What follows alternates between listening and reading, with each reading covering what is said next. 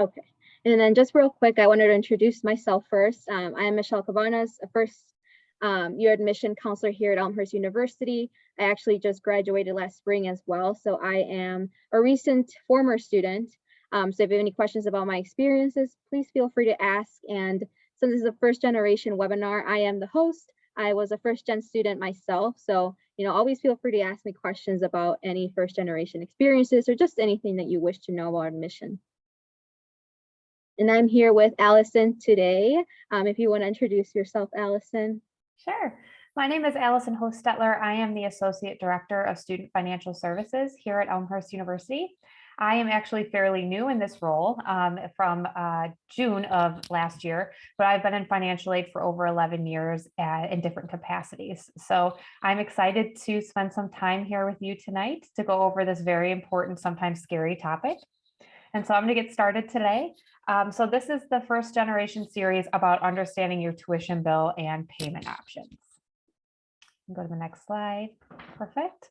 So I am part of the Office of Student Financial Services. So typically at schools, you've probably seen that there's a financial aid office. Here at Elmhurst, we actually combine our student accounts office, which is our billing office, with our financial aid office, and we work together in tandem to help service any questions that you have regarding your finances while you're here at Elmhurst. We are located in Goble Hall, which was an old gymnasium that has been transformed into a building to help assist students in a variety of questions, including student financial services. So we're right in, when you first walk in the door, you'll see our front desk. We're open Monday through Friday, 8 a.m. to 4 p.m. And as you can see there, we do have our phone number as well as our direct email address that we get back to students within 24 hours, and then our website to learn more or to get further information with what we're going to talk about today. Next slide. Perfect. So this is our agenda today. We're going to go over Touchnet, which is our actual billing and student account software where you can look at your bill and also make payment arrangements. We're going to go over what a tuition bill looks like, the different aspects of that bill and what they mean, different payment methods that you can choose from while you're here at Elmhurst, and then also student loans. What are they? How do they work? And there'll be times at the end for me to answer some specific questions if you have any. All right. Excuse me. So Touchnet, I mentioned that it is our system that we use to pay bills at Elmhurst. So it's in the student portal, which is a resource that students are able to access once they've been admitted to Elmhurst. In their portal is a wide variety of different resources, and one of them is Touchnet, which is their billing. So once you're in our campus portal, you can access Touchnet. It is a little app square. When you log in, you can choose that and it will load up for you. In Touchnet, you can make payments by credit card or an e-check. You can see all of your account activity and it's up to date to the minutes. You can access your monthly billing statements if you ever needed them, if there's a tuition bill that you're sending to an employer or something of that sort. You can access and download these and print them out yourselves if you'd like to. We also send them via email as well. You can enroll in a payment plan. We do have that option where you can pay in installments once your bill is posted. And this is also where you can add an authorized user. So a lot of students, while they're attending Elmhurst University, they want to add a parent or a guardian to assist them in paying their bills or to manage their tuition billing statement. And so this is a place where you can go and actually add a user that will also get the billing statement emails and that can access the billing statement. So that is an option within Touchnet, which is really great, I think, for a lot of first generation students who may need some assistance when it comes to these types of billing statements. So you can have a guardian or parent have access as well as the student. As you can see in that screenshot, you can see the different buttons there where you can view the activity, which will be a long running total of the activity that you have on your billing statement, as well as enrolling in a payment plan. It'll give you the options that are available and also how much they would be. And then if you just wanted to make a payment, there's that green box for you as well. All right, next one. So when you're reviewing your statement, I wanted to go over some different things that you may see in your statement and what they mean. So tuition statements are available beginning in late July once or for that next academic year. So if you have a student and they enrolled before July, they'll get their billing statement around that time. It'll get emailed to them. But if you didn't register at that date in July that we release bills, once you register after that, immediately you will get then a billing statement produced. So it really depends on when the student is first going to register for their first classes. When the student is attending and comes back for their second year, they will for sure be enrolled, and then you can expect that that first billing statement will populate in July. When you receive your bill, we very much recommend that you look over it very carefully, not only to make sure that you're registered and you've been billed appropriately, but also that you have the correct housing amount and the correct meal plan amount that you selected. So here we have a screenshot of what a billing statement looks like. And I've highlighted some of the different areas that are something that, sorry, my dog's going crazy. I'm working from home. That's what's distracting me. But the different things that you may see when you look at a billing statement. So every student is assessed the academic technology fee, and in there you can see it's $150. It went up a little bit more for our next academic year, but that's assessed for every single student when they're attending. You can also see the full-time tuition. Most students who are traditional undergraduates will get a flat tuition rate, which means that whether or not they're enrolled in 12 credit or in 3 credits or 4 or 5, they will have the same tuition rate there. And as I said, you'll be able to see your housing and your meal plans to see and make sure that you have the correct amount that was charged, since we do have different tiers for both of those.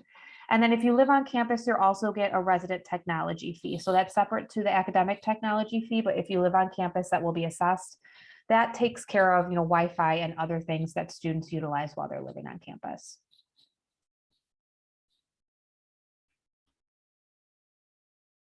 All right, so making payments. So when you're looking here, it does say that the fall tuition is due on August 15th. So we give students and parents a month after their billing statement is posted in the middle of July for them to make payment arrangements. We highly suggest that you make a payment plan if you're unable to be paying in full. But you do have to have either a payment plan or the remaining balance after your financial aid goes through paid in full by August 15th to make sure you're not going to be assessed any service fees, which accumulate month to month if you are not making a payment arrangement or paying in full. Spring tuition is due on January 15th. So August 15th is for fall tuition. January 15th is for spring. You can make your payments, as I mentioned, in Touchnet, through credit card or e-check, and you can also stop by in person. So we do have some students that will stop by during our business hours and make a payment either via check or cash. But all credit cards have to be, all credit card payments do have to be made online. So keep that in mind. You can also pay by check through the mail if that's most convenient for you as well, especially for those out of state students that may have a parent that wants to send a check via mail. We do accept those as well. As I mentioned, those service fees, 1% of the remaining balance are assessed each month when you have unpaid balances or if you do not have a payment plan. So if you have a payment plan arranged, you do not get assessed that 1% fee because we are anticipating that you're going to be making those payments. If you do miss a payment during your payment plan, you will get a 1% service fee as well as a late payment charge assessed on your student bill. All right, so making payments, some more information on those payment plans. So you can enroll in a 5-month payment plan, which will take your remaining balance after your financial aid is put on your account. So we do have that as pending, and we take that into consideration when you create your payment plan, and it'll be split into 5 ways for the 5 months. You can do the auto payment plan, which will auto deduct from whatever payment bank account information that you put on our system, and it will automatically make those payments on your saved payment method. We also have a non-auto payment plan. So we do have some students that want to manually make monthly payments online with cash or check coming into our office. So we do have both options available to individuals. The installments are due on the 15th of each month, and there's no cost to enroll in those payment plans, which is great because a lot of schools do institute some type of fee in order to create a payment plan. So it's great that we have no cost. And as I mentioned, there is that late fee if you do not make a payment on time that's currently $90. You will have to re-enroll in a payment plan each semester because your balance may be a little bit different each semester. So we do want people to re-enroll and then see, okay, my payment might change, it might go up, it might go down, depending on what fees are assessed based on the classes you're enrolled in or how many classes you take if you take less than full time. So again, we have students re-enroll in a payment plan each semester. All right, some more information on making payments. We do have some students that are utilizing a 529 savings plan or College Illinois. If you're utilizing that 529 savings plan, you want to request the payment from your 529 provider prior to the tuition due date. So once you get that billing statement in the mail, make sure to contact them immediately, and then they can make payments directly to us. And there's our address there. It's also on our website. And you're going to want to put the student's e-number on the memo line of the check just to make sure that it gets put into the correct student's account. But if you're utilizing College Illinois, we do recommend that you contact us because it's a little bit more of an automated process that we do some more work behind the scenes for you. Instead of you requesting the payment, we'll do so on your behalf because it is an Illinois 529 plan. So if you do utilize the College Illinois plan, please go ahead and give us a call or an email or stop by, excuse me, if you'd like, and we can go over how that process works and what we'll need from you. Okay, so student loans. So when a student does a FAFSA, which is the free application for federal student aid, they will always be offered student loans on top of whatever grants they may be eligible for. And so these are federal loans that can help students pay for their courses or other fees at a educational institution that is approved, which Elmhurst is.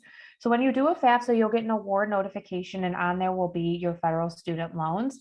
They'll be in the student's name, and then also a parent can apply for a federal parent loan if they would like to as well. The other opposite side of a federal student loan is a private student loan. So private student loans are not assessed when you do the FAFSA, but if you wanted to do a student loan that is through a bank, that could potentially have a lower interest rate than the federal loan, you are always welcome to apply for a private student loan. So that would be at the student would have to be the borrower, and they most likely will need a cosigner, especially if they're a first generation student coming in straight out at 18.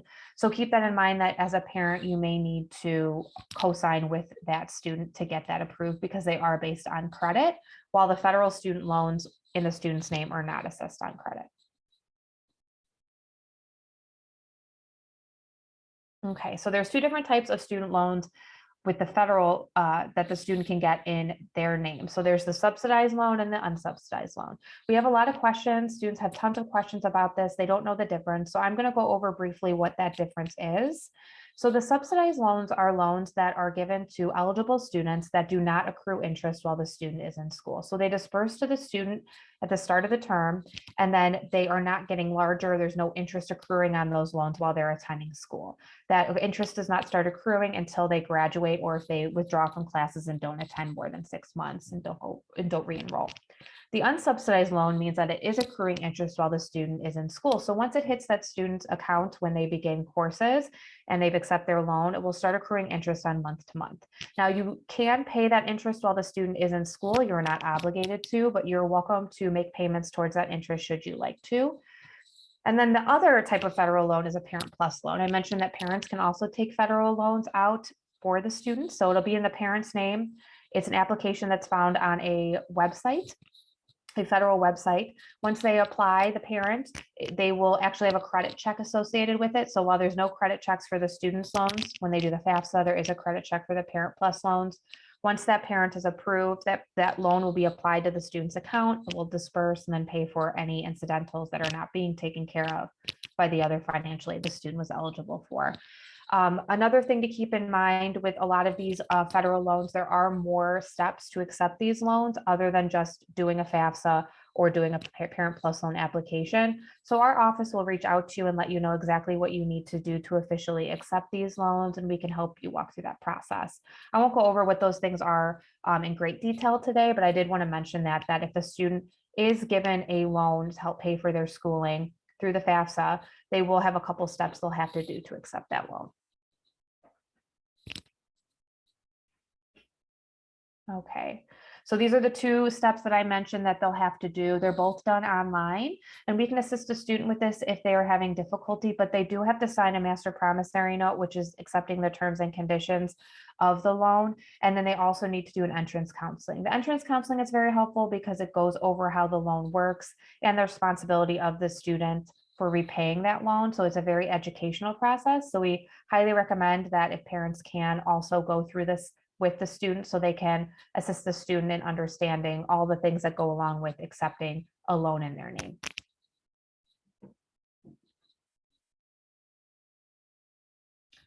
So these are the resources we have available to you through SFS. So one thing that we do see a lot of when it comes to individuals that are looking at their financial aid award once they get their FAFSA is, look, the FAFSA is using tax information from 2 years ago. My situation has greatly affected or greatly changed, either well, it's been to COVID or changing, moving a job, all these things. So there is something called a special circumstance appeal form that a student can complete with help from their parents, and they can document any change in the family's financial situation. And we do that on a one-on-one basis.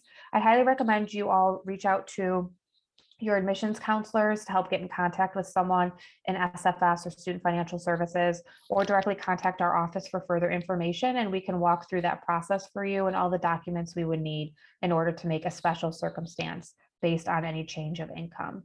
We also have some external scholarships. There's an up-to-date scholarship application list on our website. If you wanted to search for scholarships on the Elmhurst website, you'll see a great list of external scholarships that you can apply to. Also some search engines, which are really helpful because you can search for specific aspects of the student's life, what major they're doing, where they're from, and they can find some scholarships that match up with them. The Parent Plus loan application and then the paperwork to accept any student loans is done at studentaid.gov. Studentaid.gov also has a wide breadth of information of how loans work, the interest rates, what's the maximum a student can get when they're a freshman, when they're a sophomore, junior, or senior, what's the max they can get for their lifetime. All that information, all those resources are found at studentaid.gov. So it's a very helpful website to jot down. And then lastly, private loan resource page is Elm Select. You can search for the school on there, search for Elmhurst University, and it will pop up all of the loans that we have accepted in the past, the private loans, private lenders, and you could shop through them. So when it comes to alternative loans, it's really all about what the student wants to pursue and what loan works best for them. And this website will give them the ability to kind of shop through the different companies that offer private loans and find out maybe what would work best in their situation.